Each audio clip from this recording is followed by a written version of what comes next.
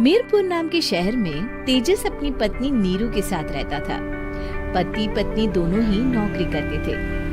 एक दिन तेजस गांव अपनी माँ के पास फोन करता है।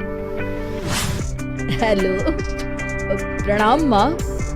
जीते रहो माँ, तुम दादी बनने वाली हो। अरे वाह, ठीक है बेटा, मैं कल ही आती हूँ। जब माँ जी शहर पहुंची तो बेटे बहू ने बहुत अच्छे से स्वागत किया। लीजिए माँ जी चाय। अरे गर्मा गर्म पकोड़े ले आओ माँ के लिए।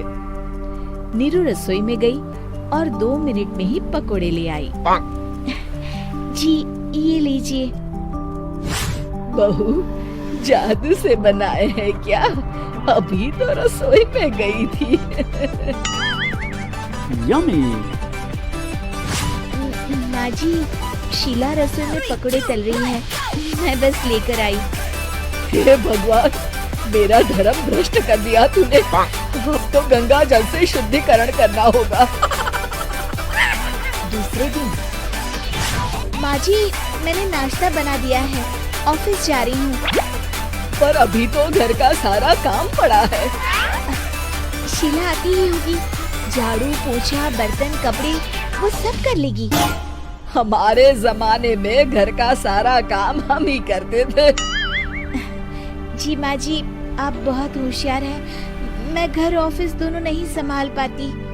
तो जरूरत क्या है घर से बाहर जाकर चाकरी करने की? वैसे भी घर का काम खुद करने से घर में बरकत आती है, समझी? पर माँ जी, पर वर कुछ नहीं, इस महीने की पगार मिले फिर ऑफिस बंद है। हाँ। रात को नीरू तेजस से कहती है, सुनिए जी, माँ जी बोल रही थी कि मैं नौकरी छोड़ दूं। वैसे ठीक ही तो है, अभी तुम्हें आराम की जरूरत है। फिर भी आराम कहाँ, शीला को छुड़ाने के लिए बोल रही थी। तो अब 24 घंटे में इतना काम तो कर ही सकती हो। पर जॉब पसंद है मुझे, घर पर मन नहीं लगेगा। अगले दिन जब दोनों ऑफिस के लिए निकल रहे थे, मेरी तो कोई कीमत ही नहीं है इस घर में। माँ जी, आजकल महंगाई बहुत है, रहन सहन भी बदल गया है, दोनों नौकरी करते हैं तभी ठीक रहता है। अच्छा, तू कहना क्या चाहती है? मेरा बेटा तुझे बिठा के खिला नहीं सकता? तू ही इस घर का खर्च चला रही है, हैं? नहीं माँ जी, मेरा वो मतलब नहीं था। मतलब खूब समझती हूँ, ये बाल धूप में सफेद नहीं किए मैंने। हाँ। अब तो ये रोज का काम हो गया था। तेजस भी रोज की झिकझिक से परेशान हो गया था। एक दिन उसने कहा, नीरू, वैसे भी तुम्हें मैटरनिटी लीव मिलने वाली है, तो अभी से ही छुट्टी ले लो। पर क्या, मेरी सैलरी अच्छी खासी है। आखिर नीरू ने रिजाइन कर दिया। जब बच्चा हुआ तो घर में सब बहुत खुश हुए। कुछ दिनों बाद तेजस फाइल देख रहा था। क्या हुआ तेजस, कुछ परेशान लग रहे हो? हाँ, वो हमारी जितनी सेविंग्स थी वो तो हॉस्पिटल में और छठी के फंक्शन में खत्म हो गई है नीरू। और अभी वैसे मंदी चल रही है तो मैं बोल रही थी कल मुन्ना को हेपेटाइटिस का टीका लगवाना है। नीरू, क्या पोस्टपोन नहीं कर सकते? नहीं जी, बिल्कुल नहीं। अब तेजस को समझ में आ रहा था कि उससे गलती हुई है। पैसों की कमी का असर घर के माहौल पर भी पड़ रहा था। अगले दिन, बेटा मेरा चश्मा और ये दवाइयाँ ले आना, पर्चा देते हुए माँ जी ने कहा। जी। तेजस, मुन्ना के लिए दूध का डिब्बा और डायपर भी ले आना, और ये किराने के सामान की लिस्ट है, इसे भी लाना है। तेजस गुस्से में लिस्ट मरोड़कर फेंकता है और चिल्लाता है, पैसे क्या पेड़ पर उगते हैं?